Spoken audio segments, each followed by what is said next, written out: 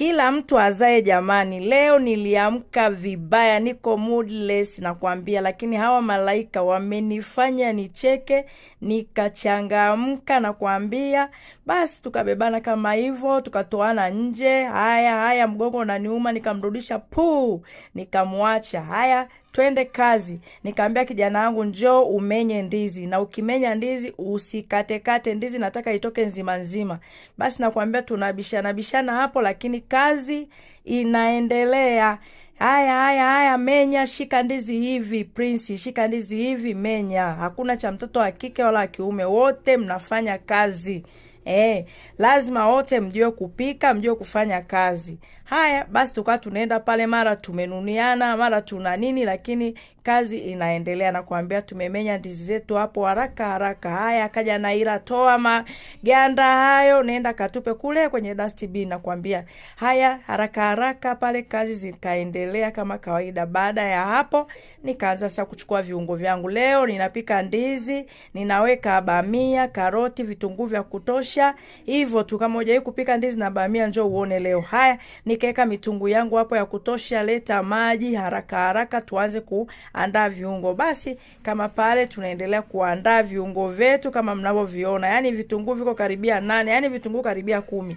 Mimi napenda sana vitunguu. Karoti kama zote, karoti za kutosha. Hoho na kuambia. Haya nikamwambia Praise, endelea hapo haraka kukwangua karoti, huku mimi ninamalizia kufanyia kusafisha vile viungo vingine kama hapo mnavyoniona, matungu yangu hapo, mibamia yangu mbwa, hoho kama zote. Haya nyama huko inachemka, na kuambia supu linachemka huko la nyama.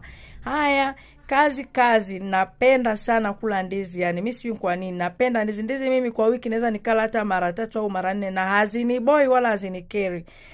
Kama kitu ambacho hujawahi kujua, ndizi ni chakula ambacho kwanza kinaleta afya ya akili sana. Ni chakula kizuri sana kwa afya.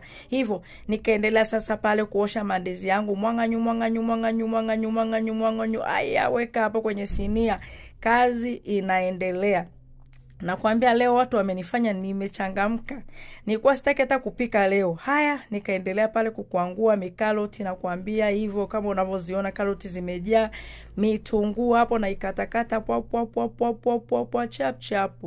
Kazi inaendelea. Yaani jamani likizo siboreki, yani siboreki na enjoy.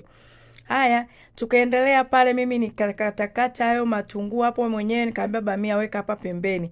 Bamia zetu tukaziweka hapo pembeni chapu, nikakatakata ho, viungo vishakuwa tayari. Haya nikaanza kuweka viungo kwanza chini kwenye sufuria lile ambalo nimechemshia nyama.